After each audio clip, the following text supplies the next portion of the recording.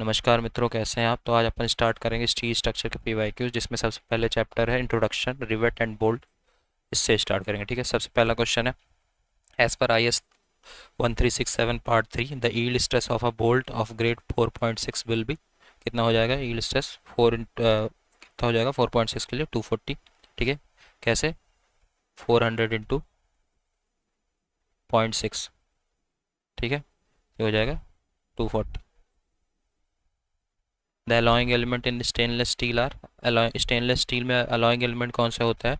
निकल and chrome, ठीक है। The this alloy contains chromium, iron, silicon, manganese, carbon and in rare circumstances rather considerable amount of molybdenum and nickel, ठीक है। stainless steel is an alloy of iron, chromium, nickel and some other element in small proportion, ठीक है।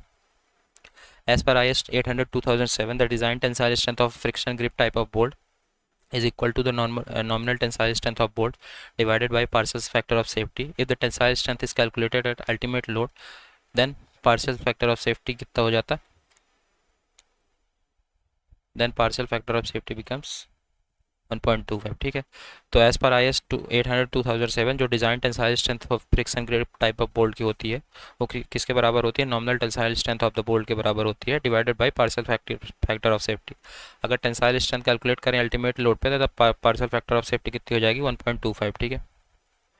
तो friction grip type bolt, in friction grip type bolting, initial presentation in bolt usually high strength, develop clamping force at interface of elements that are joined. The friction resistance of slip between plane surface subjected to clamping force oppose slip due to external applied shear.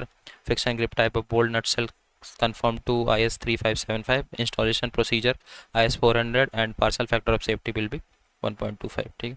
In friction grip type of bolt, ये बात ध्यान रखना। if carbon content is less is if carbon content is steel, increase its, if carbon content increases, यहाँ पे थोड़ा गड़बड़ लिखा है, तब क्या बढ़ जाएगा? डक्टिलिटी डिक्रीज हो जाएगी, ठीक है। अगर कार्बन कंटेंट बढ़ेगा तो डक्टिलिटी घट जाएगी। जैसे जैसे कार्बन कंटेंट बढ़ेगा, जैसे जैसे स्टील में कार्बन कंटेंट बढ़ेगा, अल्टीमेट स्ट्रेंथ जो है स्टील की इंक्रीज होगी, डक्टिलिटी जो है वो डिक्रीज होगी, elongation before fracture decreases, malleability decreases and hardness increases, ठीक है। The softest and most ductile form of steel can be obtained by annealing. Annealing क्या है? One of the most common heat treatments for steel is annealing. सबसे most common heat treatment है steel के लिए annealing. It is used to soften steel and improve ductility. इसको use किया जाता है स्टील को सॉफ्ट करने के लिए और डक्टिलिटी को इम्प्रूव करने के लिए। In this process the steel is heated into lower region of ऑर्टेस्टाइन phase field and slowly cool to room temperature. इस प्रोसेस में स्टील को lower region of austenite phase field में हीट किया जाता है और स्लोली कूल किया जाता है एट रूम टेम्परेचर, ठीक है।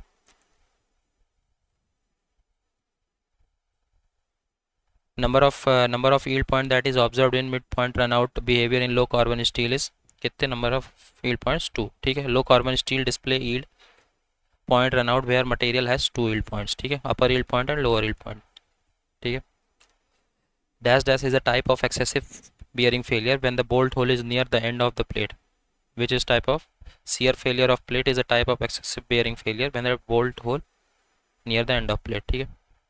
shear failure of plate एक टाइप का एक्सेसिव बियरिंग फेलियर है when the bolt hole is near the end of plate. Plate splitting failure occur when high strength bolt are used to connect high strength plate. Plate splitting failure तब occur होता है जब high strength bolt को use किया जाता है high strength plate को connect करने के लिए, ठीक है। It is a combined failure of shear and tension. ये कंबाइंड फेलियर है शियर और टेंशन का, ठीक है। The phenomena of fatigue failure in steel structure is primarily caused by, जो फटीग फेलियर का फिनोमिना है स्टील स्ट्रक्चर में, वो किसकी वजह से होता है? Due to repeated cyclic loading, ठीक है। Fatigue failure is the formation and propagation of cracks due to repetitive or cyclic load. Most fatigue failures are caused by cyclic load significantly below the load that would result in yielding of material, ठीक है। fatigue failure formation and propagation है crack का due to repetitive और cyclic load, ठीक है। In bolted connection centre to centre spacing of bolts in a row measured along the direction of load is termed as, उसको क्या बोलते हैं? Pitch, ठीक है। The quality of structure steel is normally identified by yield stress, the quality of structural steel, जो quality है structural steel की उसको किससे आइडेंटिफाई करते हैं, उसके ईल्ड स्ट्रेस से, ठीक है। Steel is an alloy of iron and carbon along with small amount of alloying element और residual element as well. Steel किसका अलॉय है, आयरन एंड कार्बन का, along with some amount of alloying elements और residue, ठीक है। अब कुछ properties दी गई हैं स्टील की। Unit mass of steel 7850 kg per meter cube, modulus of elasticity 2 × 10⁵ newton per mm square mu, Poisson's ratio 0.3, modulus of rigidity 0.769 × 10⁵ newton per mm square, coefficient of thermal expansion 12 × 10⁻6 per degree Celsius, ठीक है। Which of the following metal is most likely to be use in construction for its corrosion resistance in a coastal environment. कौन सा metal use किया जाता है for construction in corrosion resistance coastal environment में? Galvanize steel. Galvanized steel is used in construction for corrosion resistance in coastal environment, ठीक है। फिर according to IS 800 2007 the recommended value of following physical properties: unit mass, modulus of elasticity, Poisson's ratio of structural steel irrespective of grade for use in design are to be taken। तो कितना होगा 7850 2 × 10⁻3, ठीक है। तो सी, जो कि अपन ने अभी ऊपर देखा। As per Bureau of Indian Standards specification, the maximum longitudinal pitch allowed in bolted joint of tension member कितना हो जाएगा 16T, ठीक है।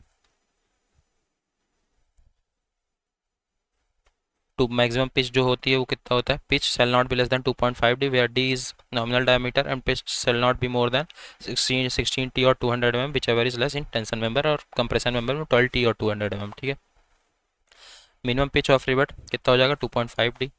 Which of the following IS code provide general guidelines for steel construction and design? कौन सा IS code general guideline provide करता है for steel construction and design? IS 800 2007, IS 456 2000 plain cement and plain and reinforced concrete के लिए होता है, IS 10500 2012 होता है Indian Standard Code for Drinking Water, 10500 2012 drinking water के लिए होता है, 1077 1992 होता है कॉमन बर्न के लिए बिल्डिंग ब्रिक के लिए, कॉमन बर्न के लिए बिल्डिंग ब्रिक के लिए होता है, ठीक है। The parcel factor of safety for the material of bolt, bolt के लिए पार्शियल फैक्टर ऑफ सेफ्टी कितनी होती है 1.25।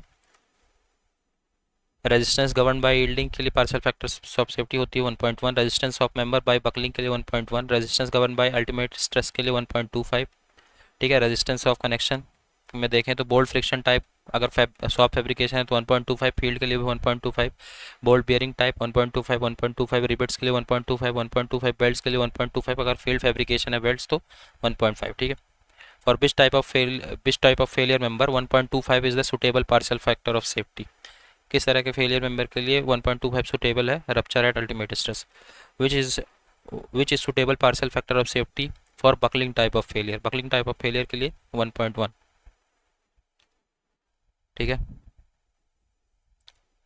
For welding design of structural steel in field condition पूछा है, the partial factor of safety 1.5 हो जाएगा, सॉफ्ट फैब्रिकेशन के लिए 1.25, ठीक है। Steel is an alloy of iron and carbon, steel is an alloy of iron and carbon along with some amount of other alloying elements और residual elements for the most of steel alloy bearing 0.15% to 1.5%। Most of the steels में जो alloy होता है कितने से कितने बीच होता है 0.1% से 1.5% के बीच अलॉय होता है, ठीक है। There are 3 types of plain carbon steel, 3 तरह के प्लेन कार्बन स्टील होते हैं। सबसे पहले लो कार्बन स्टील जिसमें कार्बन कंटेंट जो होता है 0.3% से कम होता है, फिर मीडियम कार्बन स्टील जिसमें कार्बन कंटेंट 0.3 से 0.6% होता है, फिर हाई कार्बन स्टील जिसमें कार्बन कंटेंट 0.6 से 1.4% होता है, ठीक है। फिर आता है what is the type of steel with a carbon content 0.7 to 1.5, ऐसा हाई कार्बन स्टील में होगा, ठीक है। The yield strength and tensile strength of low carbon steel में बी इम्प्रूव्ड बाय एडिशन, जो यील्ड स्ट्रेंथ और टेंसाइल स्ट्रेंथ है carbon steel की वो कैसे इंप्रूव होगी अगर अपन उसमें वैंडियम का एडिशन करते, वैंडियम डाल दें, ठीक है। The yield strength and tensile strength of low carbon steel में be improved by addition of vanadium, ठीक है। Dash riveting is a type of riveting where rivets are arranged in a row that run in the direction of primary stress, ऐसा riveting क्या होती है chain riveting, ठीक है। As per IS 13920 2016 first revision, it is recommended to use steel grade less than FE 415, ठीक है। Amendment number 2 13920 2016 में steel reinforcement shall comply with all the following, elongation shall be at least, and amendment two में सब ये क्या क्या चीज़ें थी स्टील के लिए? इलांगेशन एटलीस्ट 14.5% होना चाहिए, ratio of ultimate to 0.2% proof stress shall be 1.15, ultimate stress to 0.2% proof stress का रेशियो कितना होना चाहिए? 1.15। ठीक है, steel shall be only strength grade with minimum 0.2% proof stress of 415 mega pascal. ठीक है, अभी 415। Rolled steel joist means, rolled steel joist का मतलब क्या होता है? Rolled steel I section. ठीक है, rolled steel joist, rolled steel joints या कि रोल्ड स्टील जॉइस्ट जो होता है defined as rolled steel I section. In I section more than 85% of shear force is registered by web. I section में 85% से ज़्यादा शियर फोर्स को web resist करता है। Hence web resist the shear force and flange resist most of the bending moment, जिसकी वजह से web shear force resist करता है और फ्लैंज बेंडिंग मूवमेंट को रेजिस्ट करते हैं। Rolled steel beam, rolled steel joist are sometime called I section और आरएसजी। ठीक है, for the 20 mm nominal diameter of bolt standard clearance कितना होगा 20 mm nominal diameter of bolt के लिए?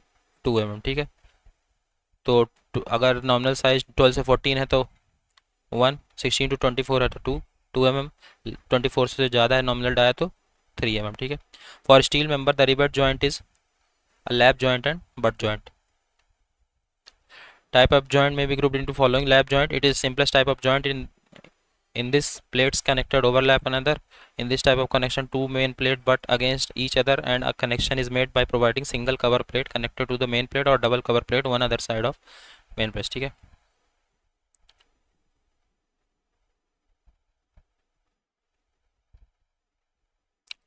dash is the distance between adjacent rivet lines or the distance between back of rolled section and the first rivet line or center to center distance between two consecutive rivet measured along the width of the member। इसको ये क्या होता है? It is gauge।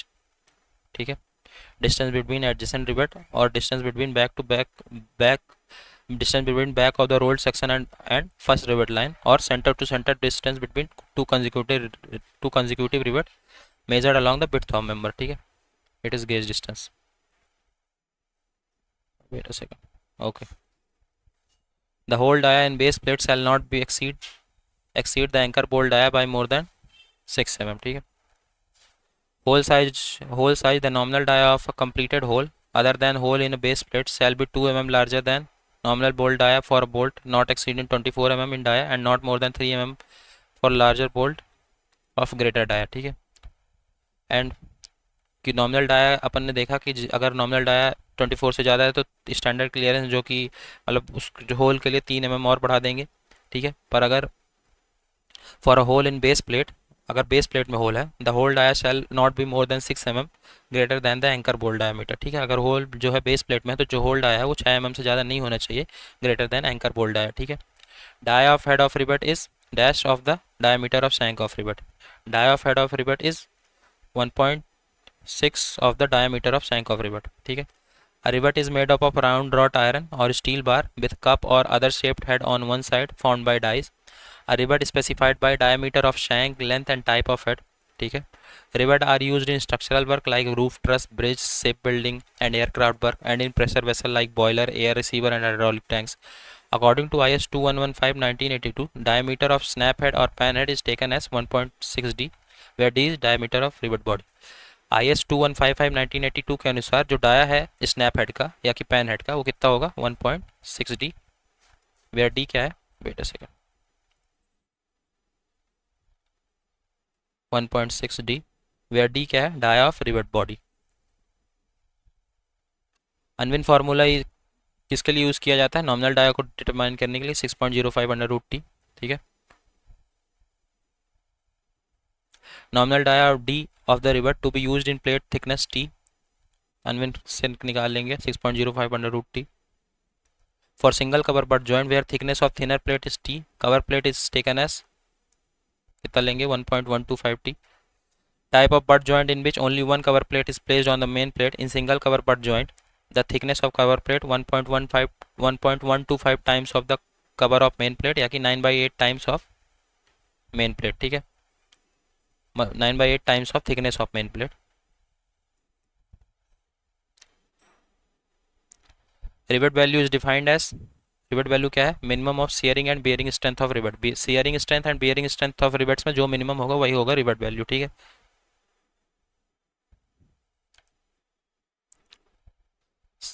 Single share के लिए कैसे निकालेंगे, F S pi by 4 T square, double shear के लिए इंटू 2 हो जाएगा। Bearing strength F B D T, ठीक है, इनमें दोनों से जो मिनिमम होगा वही होगा rivet value. Cast steel is high carbon steel. It is structural element, ये एक स्ट्रक्चरल एलिमेंट है। इसमें कार्बन कंटेंट कास्ट स्टील में कितना होता है, 2% से ज़्यादा होता है।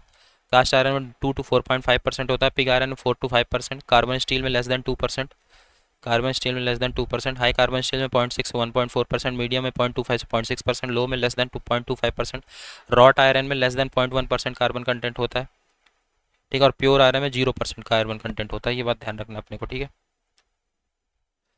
Iron with least carbon content is wrought iron, इनमें से जो ऑप्शंस दिए गए हैं, ठीक है, क्योंकि कास्ट आयरन का कार्बन कंटेंट 2 to 4.5% होता है, पिग आयरन में सबसे ज़्यादा कार्बन कंटेंट होता है 4 to 5%, ठीक है। कार्बन स्टील में less than 2%, pure iron 0%, wrought iron में 0.1%। Which of the following factor does not affect the durability of steel structure, कौन सा factor durability of steel structure को अफेक्ट नहीं करेगा। तो जो साइज है मेंबर का and structural detail does not affect durability of steel structure. Okay, durability को अफेक्ट क्या करता है, protective measure, degree of exposure, ease of maintenance, environment etcetera, ठीक है। Mild steel is designed bye plastic deformation, mild steel is designed bye plastic deformation. Physical properties क्या है mild steel की, high tensile strength होती है, high impact strength होता है, good durability and weldability. अब magnetic metal due to its ferrite content, magnetic metal होता है ड्यू टू इसके फेराइट कंटेंट की वजह से। गुड मैलिएबिलिटी होती है विद कोल्ड फॉर्मिंग पॉसिबिलिटीज, ठीक है। प्लास्टिसिटी तो अपन जानते हैं क्या होता है, प्रॉपर्टी होती है मटेरियल का of being permanently deformed by a process without breaking, ठीक है। Thus if a material does not return to original shape it is said to be plastic, अगर मटेरियल अपने ओरिजिनल शेप पे नहीं आता तो उसको प्लास्टिक बोल देंगे। Within certain load limits mild steel, copper, polythene are example of elastic materials, ठीक है। Mild steel, copper, polythene are example of elastic material. Which of the following bolts are used for light structure under static load, unfinished bolt को use किया जाता है for light structure. Unfinished bolt are also called ordinary या कि common या कि rough या कि black bolts. These are used for light structure subjected to static load and for secondary members such as purlins, bracing, roof truss, etc. Turned and fitted bolt जो होते हैं have uniform shanks and are inserted in closed tolerance drilled holes and made tight by box spanners. High strength friction grip bolts, these bolts should be tightened to their proof loads and required hardened washers to distribute the load under bolt heads, ठीक है। these bolts, in bolts को Titan किया जाता है to their proof load तक, and इसमें कुछ harden washer की रिक्वायरमेंट होती है ताकि अपने लोड को डिस्ट्रीब्यूट कर सकें अंडर द बोल्ट हेड्स, ठीक है। Maximum permissible bearing stress in hand driven rivet कितना होगा, हैंड ड्रिवन रिवेट में मैक्सिमम परमिसिबल बियरिंग स्ट्रेस कितना होगा, 250, ठीक है। Hand driven rivets maximum permissible bearing stress 250, ठीक है। पावर ड्रिवन रिवेट्स में अगर 100 रिवेट्स तो 100 300, फील्ड रिवेट्स तो 90 90 270। हैंड ड्रिवन रिवेट्स में axial tension shear and bearing में देखें तो 80 80 250, and close tolerance turn holes में 120 100 300, बोल्ट इन क्लियरेंस होल में 120 80 250, ठीक है। तो ये टेबल अपने को ध्यान रखनी है। As per IS 800 1984 what is permissible stress in axial tension for power driven rivet, तो permissible stress in axial tension power driven rivet में कितना होगा अपन देख आए हैं अभी, 100 megapascal. The permissible stress to which structural member can be subjected to, उसको क्या बोलते हैं, working stress. Dash content carbon 0.3 to 0.6, ये मीडियम कार्बन स्टील है, ठीक है। ये अपन देख के आए, एक second.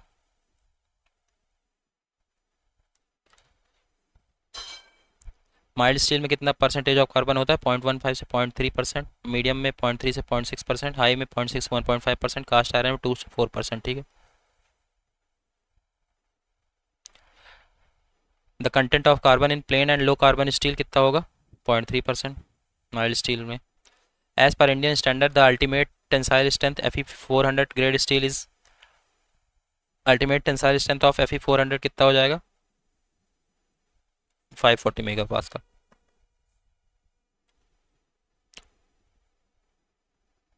Ultimate tensile of 410 540 megapascal, ठीक है।